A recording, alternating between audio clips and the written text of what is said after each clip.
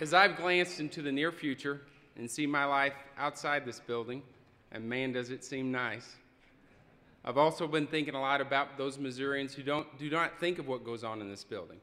The person who's not partisan or ideological, who doesn't spend their time reading blogs or spreading political gossip.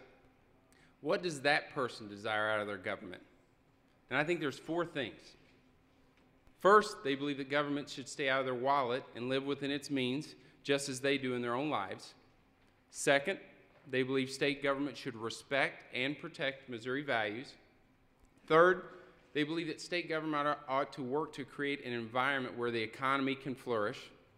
And finally, Missourians believe that all children deserve a world-class education, regardless of gender, geography, income, or race.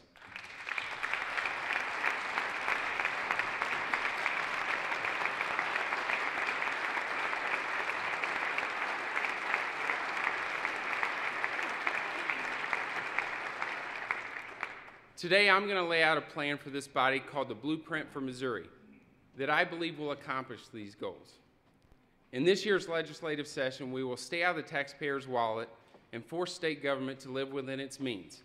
We will pass a taxpayer protection amendment to give Missourians the opportunity to end the boom or bust budget cycle by placing strict limitations on the growth of government. And I stand here today to renew our pledge as a body to yet balance another budget. A budget balanced by making tough decisions the voters sent us here to make, not by raising taxes on hardworking Missourians.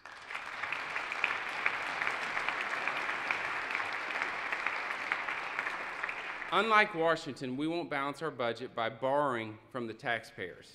And unlike our governor, we will not balance our budget by asking our state colleges and universities for a bailout.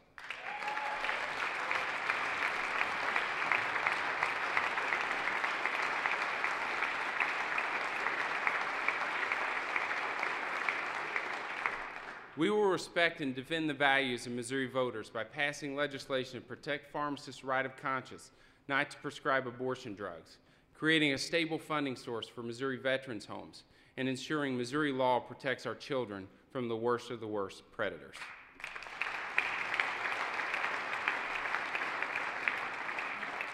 In this economy, Missourians expect us to get to work, to help them get back to work.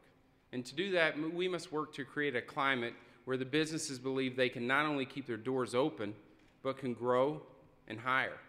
This session, we will work to give employers the stability they need by taking a comprehensive look at all the laws affecting Missouri businesses and work to provide them with the relief they need. We will work to protect Missouri employers from frivolous lawsuits being filed against them by instituting a loser pays legal system, where those who file junk lawsuits against our job creators and lose, well, they're forced to pay the bill.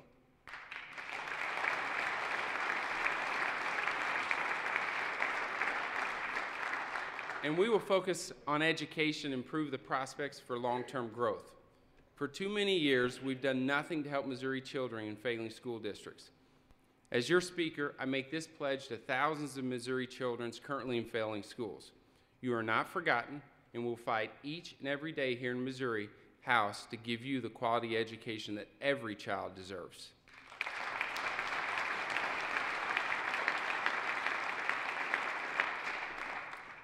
If I ended this speech right now, it would probably go down as the shortest open day speech in Missouri history.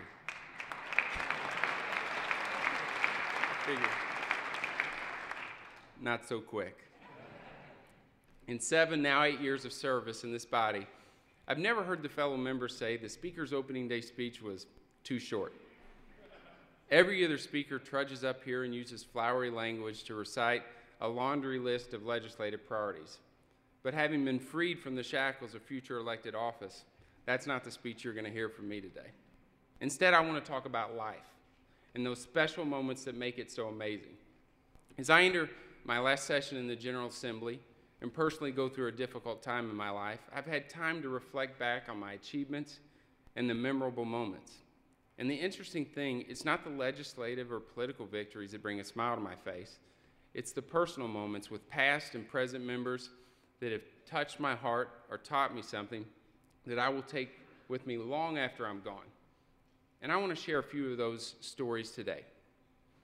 It's no secret in this building or across this state that I worked hard to try and get along with members of both parties. And I've developed some close friendship with many Democrats.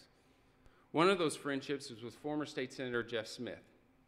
Jeff Smith was once a rising star, not just in the Democratic Party, but in Missouri and perhaps national politics. He was smart, charismatic, hardworking. He had it all. Well, except height. Jeff is so short, he makes our Majority Leader Jones look like a giant. Heck, he was even a movie star. But as we all know, Jeff's world came crumbling down, and he ended up doing time in prison for what he would admit were stupid mistakes. I was one of the few people from the political world who went to visit Jeff in prison. So I'd go visit and ask Jeff how it was, and it was rough. Then I asked who he's seen or talked to. And he tells me, Steve, when I was in the Senate, I had 4,000 contacts in my phone. That's 4,000 friends, colleagues, constituents, people who I believed cared about me. But since my fall, I've only had about 100 of those people stay in contact with me. I told him I was sorry. He said, don't be sorry. He said, it's one of the few positives of this whole thing. Jeff said he spent 95% of his time with the 3,900 people in his contact list that didn't truly care about him. But he knew that when he left, he was going to spend 100% of the time with the people who really did care about him and loved him. The reason I share this story with you is you're all elected officials with important jobs, and with our responsibilities comes a list of people that want our time and attention. And I can guarantee you that your contact list has undoubtedly grown since you've started this job. But don't lose track of the people who truly care about you, for you being you. And I stand here today with full acknowledgement that I lost track for a time, and it's something that I will regret. But don't let that happen to you. Focus your time on the people who love you for who you are, not what title you've attained.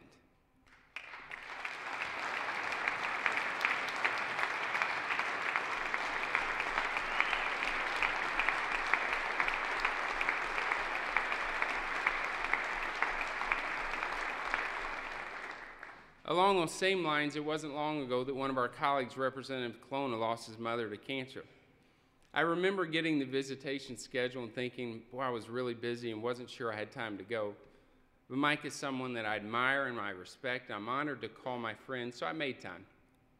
At the visitation, I was with Mike and his family, and we were listening to memorable times that they had with their mom, but also acknowledging the sorrow of no longer having her in their lives.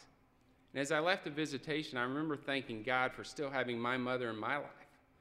And it made me realize that since entering politics, I didn't go see her nearly as often as I once did, or call her as often as I should.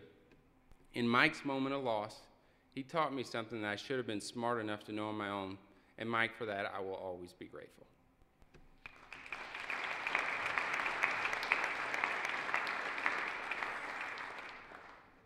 As Speaker, I've also been able to see great moments, and it really never ceases to amaze me how, as elected officials, we have a chance to create a memorable moment in someone else's life, but then that moment in turn becomes a memorable moment for us. I've had countless experiences like this, but one in particular stands out. Last year, I invited a former member of the House from Poplar Bluff to come speak to the Republican caucus. The former member was Mark Richardson, our colleague Todd Richardson's father. Now, I've never been to an entire Democratic caucus meeting, so I'm not really sure how they go, but I'm confident they're not too different from ours. Most caucus meetings take place before we go to the floor at the start of every week, so really everyone's ready to get the heck out of the door before we even start. But in comes Mark Richardson. Now, I know many folks in our caucus knew little to nothing about him, but I knew he was regarded by many as one of the best public servants that they'd ever met, and boy, could he tell a story. Mark stands in our caucus and tells us the story how he became this close to becoming Speaker from the minority party. Mark spoke for about 30 minutes, and as I looked around the room, everyone was on the edge of their seats. No one was checking their watch. No one was checking their phone. No one was going in and out of the room. Todd's dad captured our entire caucus for 30 uninterrupted minutes with his own ability to tell a story. As Mark finished, I glanced over to Todd, and he didn't have to say a word. I could tell how proud of his dad he was. As we proceeded upstairs, I grabbed Todd and his father and asked them to join me at the dais. On that day, I got to witness Mark, a former member of the House who had never served in the majority, be introduced by his son who was presiding over the Missouri House of Representatives. A few weeks later, I received a thank you letter from Mark that said, "You gave me one of the greatest moments of my life, and for that I will always be grateful." It's moments like that that make life special. And the funny thing is, each of you have the ability to create those moments for people. I would encourage you to try as often as you can, because when you reflect back, those moments will be just as special to you as it was to them.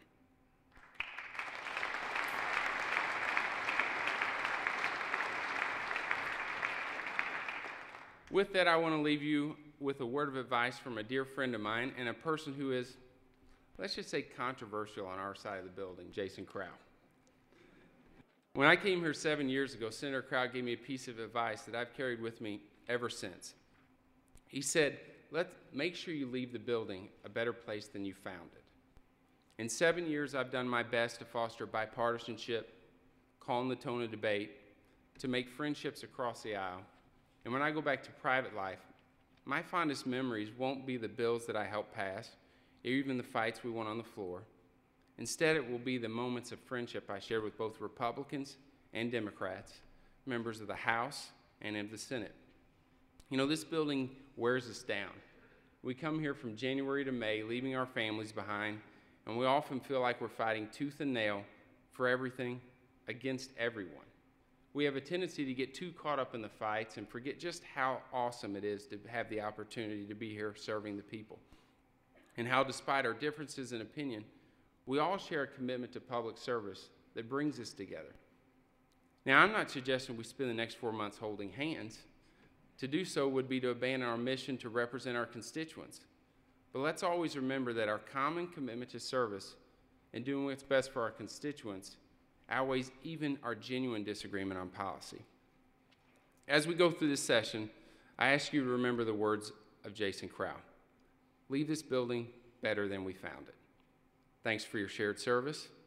Let's have a great session, and may God bless this great state of Missouri.